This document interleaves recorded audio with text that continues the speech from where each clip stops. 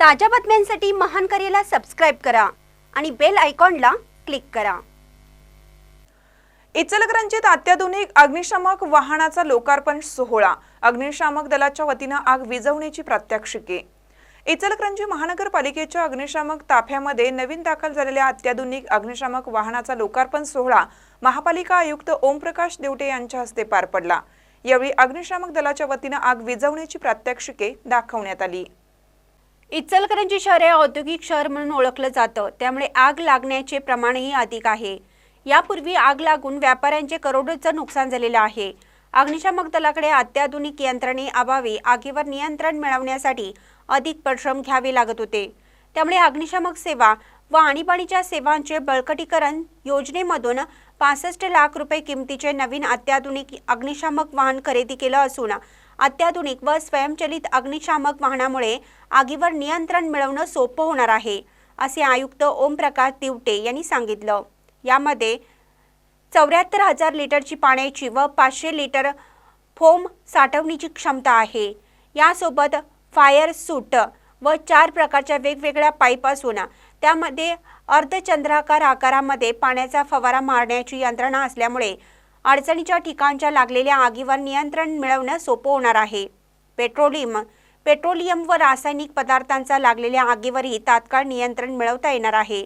त्यामुळे सदरच्या अत्याधुनिक वाहने अग्निशामक दलाला मिळालेली एक पर्वणीच ठरणार आहे। सदर लोकार्पण सोहळ्यावेळी अग्निशामक प्रात्यक्षिकही दाखवण्यात आलं। अग्निशमन निधीमार्फत आपल्याला 65 लाख रुपये मिळालेले होते, तर यामधून आपण वाहन चेसिस खरेदी करून त्यावर हे अद्ययावत अग्निशमन व्यवस्था, फोम आणि पाणी अशा दोन्ही व्यवस्था असलेली अद्ययावत वाहन आज आपल्या अग्निशमन विभागाच्या ताफ्यामध्ये दाखल होते।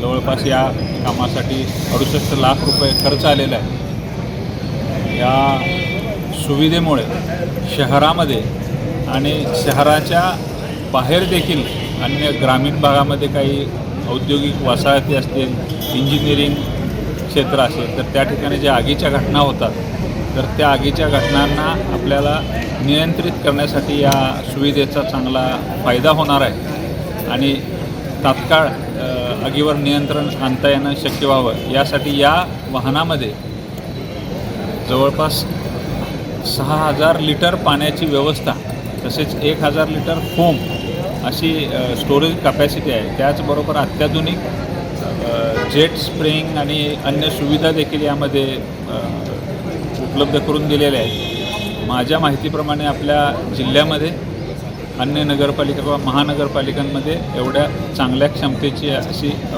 हे पहिलंच वाहन आपल्या इचलकरंजीच्या ताफ्यामध्ये दाखल होते। त्यामुळं इचलकरंजीकरांच्या सेवेमध्ये हे नवीन वाहन दाखल करताना आम्हाला आनंद होतो। यावेळी उपायुक्त तैमूर मुल्लानी, प्रदीप ठेंगल, सह आयुक्त केतन गुजर, विजय राजापुरे, अग्निशमन केंद्र अधिकारी सौरभ साळुंके, प्रशांत आरके, संजय कांबळे, संजय शेट्टे, प्रशासन अधिकारी नितीन बनके यांच्यासह अग्निशामक दलाचे अधिकारी व कर्मचारी उपस्थित होते। महानकरी न्यूजसाठी प्रवीण पवार, इचलकरंजी।